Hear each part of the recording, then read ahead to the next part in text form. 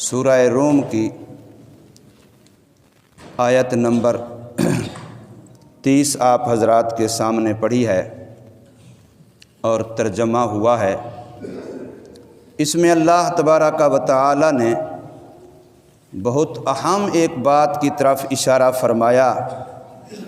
پچھلی آیت میں آیا تھا کہ جس کو اللہ تبارک و تعالی گمراہ کر دے اس کو کوئی ہدایت نہیں دے سکتا۔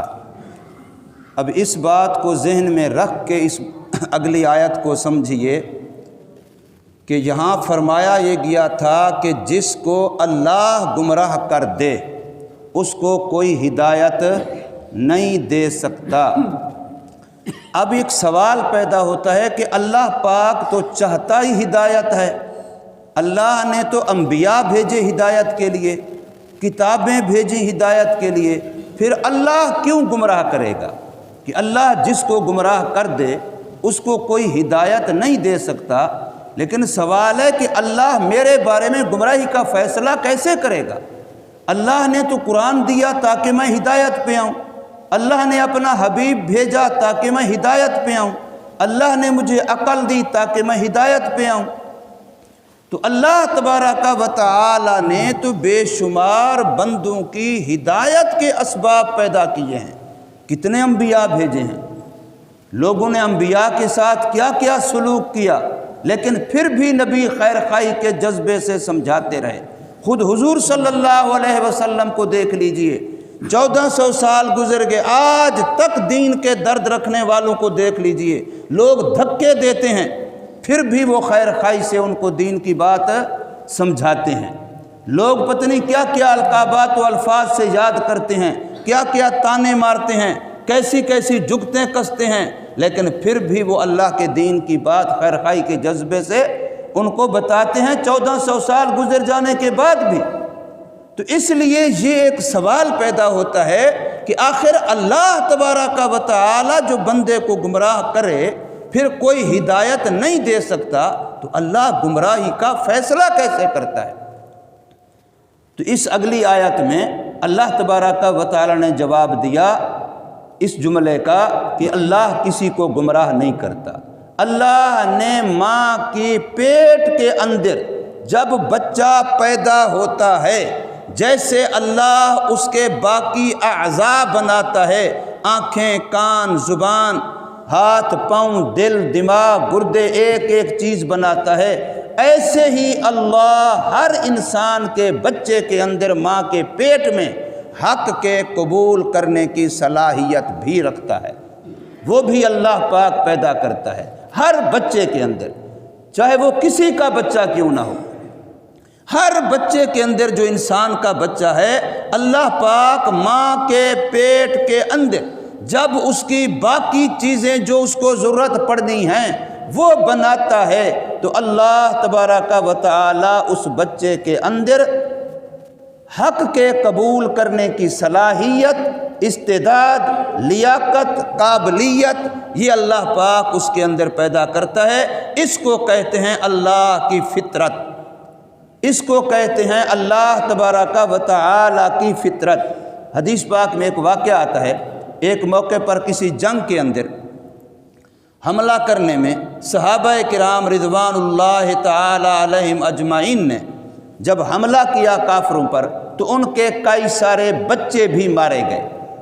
جب یہ رپورٹ حضور صلی اللہ علیہ وسلم کے سامنے پیش کی گئی کہ اس جنگ میں، اس مارکے میں، اس جگہ پر لڑنے والے جو کافر تھے ان کے بچے جو تھے وہاں وہ بھی مارے گئے ہیں، تو حضور صلی اللہ علیہ وسلم حدیث میں آتے انتہائی رنجیدہ ہوئے، اور آپ صلی اللہ علیہ وسلم نے ان صحابہ کو، ان مجاہدین کو بلا کر کے باقاعدہ تحقیق حال کی کہ آپ نے ان کے بچوں کو کیوں مارا؟ تو کسی صحابی نے یہ فرما دیا، کہہ دیا کہ یا رسول اللہ آخر وہ بھی تو کافروں ہی کے بچے تھے۔ اور پھر ایک حدیث میں یہ آتا ہے کہ اگر بچہ بچپن میں مر جائے، بالغ ہونے سے پہلے بچہ مر جائے تو وہ ماں باپ کے تابع ہوتا ہے، کافر کا تھا تو کافر ہے، مسلمان کا تھا تو مسلمان ہے، وہ تو ماں باپ کے تابع ہوتا ہے۔ تو حضور نے ارشاد فرمایا، وہاں حدیث میں بڑے عجیب الفاظ ہیں، فرمایا کہ کافروں کے بچے یہی ہماری آنے والے لوگوں کی، آنے والی نسلوں کے لیے یہ بہترین میدان کام کا یہی ہیں۔ افضل کا لفظ وہاں ارشاد فرمایا، بہترین کا لفظ ارشاد فرمایا، اور آئندہ کے لیے روک دیا کہ خبردار کسی جنگ میں بھی کسی کافر کے بچے کو بھی قتل نہ کیا جائے، کہ اللہ نے اس کے اندر جو استعداد رکھی ہے دین قبول کرنے کی، جو صلاحیت رکھی ہے دین قبول کرنے کی، فطرت رکھی ہے جو اللہ تبارک و تعالی نے، حق کی جو چنگاری اس کے اندر رکھی ہے، وہ ایک دن اٹھے گی اور وہی حق قبول کریں گے۔ تو اس لیے اللہ تبارک و تعالی نے ہر انسان کے اندر، حدیث پاک میں صاف ہے، بخاری شریف کی حدیث ہے کہ کل مولود یولد علی فطرت الاسلام، ہر پیدا ہونے والا بچہ فطرت اسلام پر پیدا ہوتا ہے۔ فَأَبَوَاهُ يُحَوِّدَانِهِ أَوْ يُنَصِّرَانِهِ أَوْ يُمَجِّسَانِهِ، پھر اس کے ماں باپ، اس کا ماحول، اس کی سوسائٹی وہ جیسی اس کو ملتی ہے، کوئی یہودی بن جاتا ہے، کوئی عیسائی بن جاتا ہے، کوئی مجوسی بن جاتا ہے۔ فرمایا اصل جو اللہ پیدا فرماتے ہیں تو وہ فطرت اسلام پہ پیدا فرماتے ہیں۔ اب یہاں دیکھیں اللہ پاک ارشاد فرما رہے ہیں، اور یہ بظاہر تو خطاب محمد صلی اللہ علیہ وسلم کو ہے، لیکن میں نے کئی مرتبہ عرض کیا قرآن میں جہاں بھی ایسی بات ہے کہ ایک حضور صلی اللہ علیہ وسلم کو خطاب ہے، اصل میں وہ قیامت تک آنے والے ہر انسان کو الگ الگ خطاب ہے۔ آج مجھے قرآن الگ کہہ رہا ہے، ان کو الگ، ان کو الگ، ان کو الگ، ایک ایک بندے کو براہ راست قرآن خطاب کر رہا ہے۔ فَأَقِمْ وَجْهَكَ، پس سیدھا رکھیے اپنا رخ، للدین، اللہ کے دین کے لیے، اپنے رخ کو، اپنی توجہ کو، اپنے چہرے کو بالکل سیدھا قائم رکھیے۔ اور کہاں آپ کا رخ ہو، آپ کے مقصود کیا ہو، آپ کے مد نظر کیا ہو، آپ کی محنت کا مین نقطہ کیا ہو، للدین، اللہ کا دین ہو۔ مین چیز جو ہمارے سامنے ہے وہ اللہ کا دین ہے، حنیفہ، یکسو ہو کر کے، باقی ہر طرف سے ہٹ کٹ کے صرف دین کو اپنا ٹارگٹ بنائیے، دین کے لیے سوچئے، دین کے لیے محنت کیجئے، دین کے لیے عمل کیجئے، دین کو ہی آپ اپنے محنت کا میدان بنائیے۔ اور وہ دین کیا ہے؟ فطرت اللہ التی فطر الناس علیہا، اتباع کیجئے اس فطرت کی جس پر اللہ نے انسانوں کو پیدا فرمایا۔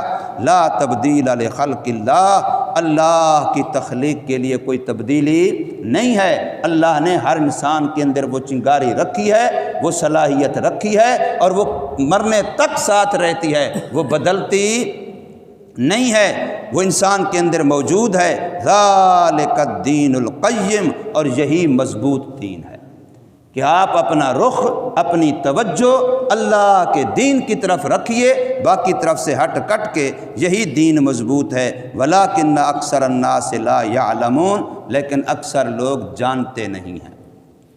اب یہاں جو ایک جملہ اس آیت میں، لا تبدیل لخلق اللہ، اللہ کی تخلیق کو، یعنی اللہ نے مجھے پیدا کیا حق کی صلاحیت قبول کرنے پر، اب مجھے حکم ہے کہ میں اس کو بدلوں نہیں۔ مجھے جب اللہ نے پیدا کیا ہے حق کی استعداد دے کر کے، حق کی صلاحیت دے کر کے، حق کی قابلیت دے کے، تو مجھے حکم ساتھ یہ بھی دیا کہ اس کو بدلو نہ۔ اب یہ تبدیل کیسے ہوتا ہے؟ قرآن مجید کے شروع میں آپ نے دیکھا پڑھا، ختم اللہ علی قلوبہم وعلی سمعہم، کہ فلاں فلاں کافر ایسے ہیں کہ اللہ نے ان پر گمراہی کی، کفر کی مہر لگا دی ہے، ان کی گویا وہ صلاحیت ختم ہو گئی ہے۔ اب وہ ختم سے مراد اپنی بدعمالیوں سے ختم کر دی ہے۔ اللہ ہمیں فرما رہے ہیں کہ ایسے اعمال نہ کیجیے، ایسا اپنی زندگی کا طرز اور انداز اختیار نہ کیجیے جس سے اللہ کی دی ہوئی وہ صلاحیت، وہ فطرت، وہ بدل جائے، وہ ختم ہو جائے۔ لا تبدیل لخلق اللہ، اللہ کی تخلیق کو تبدیل نہ کیجیے۔ علماء نے اس کے تحت فائدے کا عنوان دے کے یہ بات اکثر تفسیروں میں لکھی ہے کہ فطرت جو بدلتی ہے اس کی دو طریقے ہیں۔ ایک ہے غلط صحبت، گندی سنگت، غلط صحبت، گندی سنگت، یہ انسان کی فطرت خراب کر دیتی ہے۔ اس لیے اپنے آپ کو، اپنی اولاد کو کل ہی میرے سے ایک بندہ مسئلہ پوچھ رہا تھا، حقیقت ہے، بعض عورتیں اتنی گندی فطرت والی ہوتی ہیں کہ ہماری دین کی کتاب میں لکھا ہے کہ ان عورتوں سے بھی اپنے گھر کی عورتوں کو پردہ کراؤ، ان عورتوں سے بھی اپنے گھر کی عورتوں کو پردہ کراؤ، خصوصاً جو آج کل NGOs کے نام سے فلاں پتہ نہیں ان کے اندر دین، اسلام، حق، انسانیت کچھ بھی نہیں ہوتی، حیا، شرم، غیرت نام کی کوئی چیز نہیں ہوتی۔ تو ایسی عورتوں سے بھی اپنی عورتوں کو پردہ کرانے کا شریعت نے حکم دیا ہے۔ یہ ہے گندی صحبت سے بچانا، گندی سنگت سے بچانا، گندے ساتھ سے بچانا، اپنے آپ کو بھی اور اپنے بچوں کو بھی۔ اس وقت جو گمراہی ہے اس کا زیادہ سبب یہی ہے، گندی صحبت۔ اور دوسرے نمبر پہ ہے کہ بندے کو جب دین کا پورا علم نہ ہو تو پھر غیر دین والوں کا لٹریچر اس کا مطالعہ نہ کرے۔ جب تک آپ کو اپنے دین کے بارے میں صحیح معنی میں رسوخ وسوخ اور پورا علم نہیں ہے، آپ اگر بے دینوں کی کتابیں پڑھیں گے، گمراہ لوگوں کی کتابیں پڑھیں گے، ان کے رسائل پڑھیں گے، تو پھر آپ ادھر ہی چلے جائیں گے، اس لیے کہ آپ کے پاس دفاع کا زبان نہیں ہے، علماء سے آپ کا رابطہ مضبوط نہیں ہے، نتیجہ یہ کہ آپ شکوک و شبہات کا شکار ہو جائیں گے۔ تو یہ کان، آنکھ، زبان، یہ وہ چیزیں ہیں جو اندر تک بات پہنچاتی ہیں، ان کے ذریعے سے بندہ غلط مطالعہ یا آج کل کا جو یہ سوشل میڈیا ہے اس کے پیچھے اگر کوئی بندہ غلط اس میں پڑ گیا، تحقیق میں ریسرچ کر رہا ہوں جی، فلاں کر رہا ہوں، معلومات ہو رہے ہیں، وہ ریسرچ اور تحقیق کے نام سے بیچارہ دور چلا جاتا ہے۔ ایک اس سے بچنا چاہیے اور دوسرا گندی صحبت سے۔ اللہ تبارک و تعالی ہماری حفاظت فرمائے۔